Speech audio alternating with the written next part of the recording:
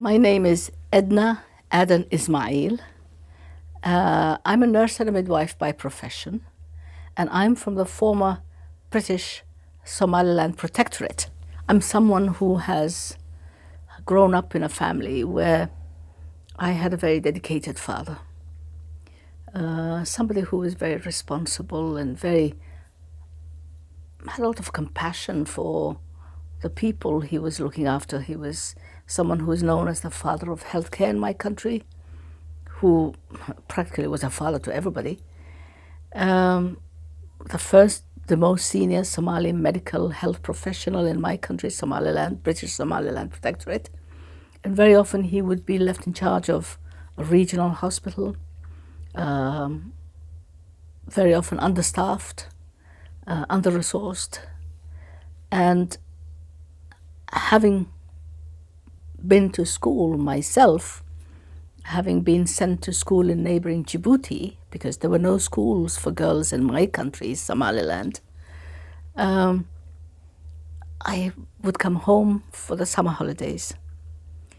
And I would hang around the hospital because we always lived near a hospital.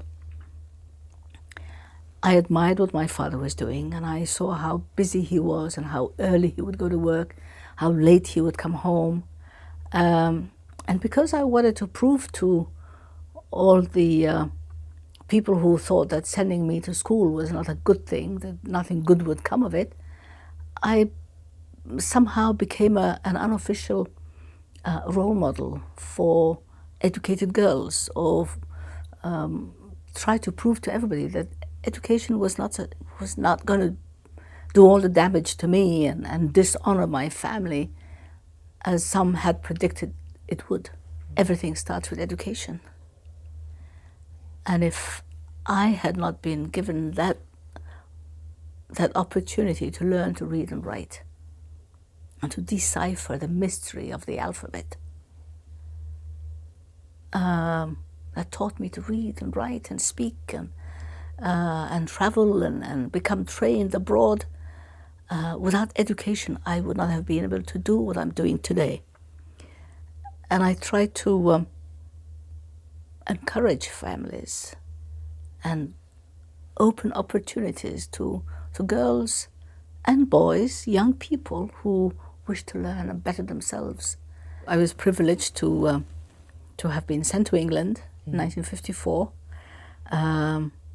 as a young 17-year-old, very scared, had never lived away from my parents, or first time in Europe, first time in England. And the weather was different, the food was different, everything was different, the people were different, the way they dressed, the way they spoke. My English was limited.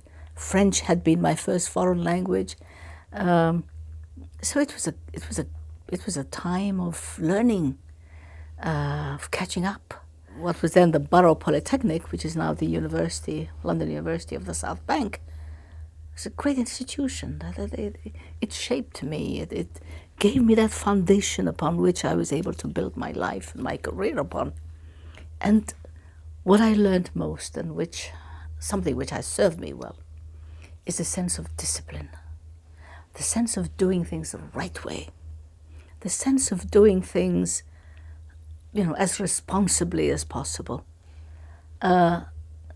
Shortcuts, no, you do it. There's only one way to do things, and it's to do it properly. And I've had some wonderful teachers and people to learn from, and both in the Polytechnic and then eventually in my nursing, as a student nurse and as a pupil midwife, tutors and trainers and doctors and sisters and staff nurses that I've worked with, who've supervised my work and who I've learned from, have instilled in me that desire to look for perfection. Well, I think everything I do, hopefully, is going to have an influence on FGM, the campaign against FGM. FGM is a very difficult subject to speak about. It's so much easier to talk about measles and polio and things that have a beginning, a do it, and an end, and you recover from this or whatever. FGM is, first of all, it affects a part of the body that's not so easily spoken about. It's very there's the modesty of girls. There's the taboo about speaking about genitals and external, body parts. And then, of course, that childhood, you don't speak about things like that. You forgetting who you are. We don't speak about things like that. Don't embarrass your family. Don't bring shame to your family. Why should you be the one who speaks about things like that?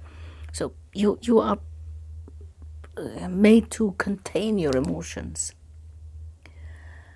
But when you've suffered it yourself, and then you face the consequences of it, the physical, the emotional consequences of it, and it remains with you throughout your life. And then in my chosen profession of midwifery, I was going to work and delivering a baby from between the legs of a woman through a part of a body that had been so damaged. And it's only in 1976 when the circumstance presented itself in the book, because I had just come back from Sudan, and it opened my eyes to, oh my God, you can talk about it.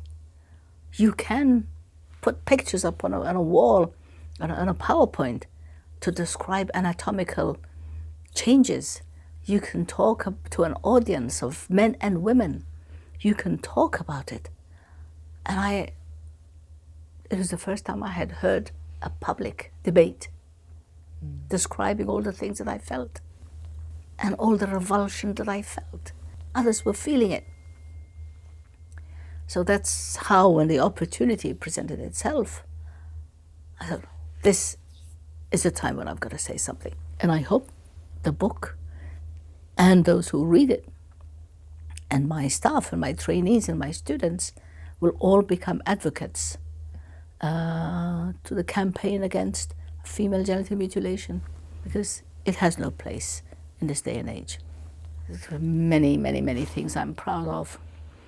But when I walk into my operating theatre and I see a Somaliland female surgeon being assisted by another Somaliland female assistant surgeon, when I see a Somaliland female anaesthetist, and I see a Somaliland instrument nurse helping with the surgery, in my operating theatre, which is supervised by a senior Somaliland nurse, in a hospital built by a woman, and all that knowledge and energy is focused on doing a surgery on a little boy who has a spinal bifidus, or who is having a shunt inserted in its brain to drain the water from its brain.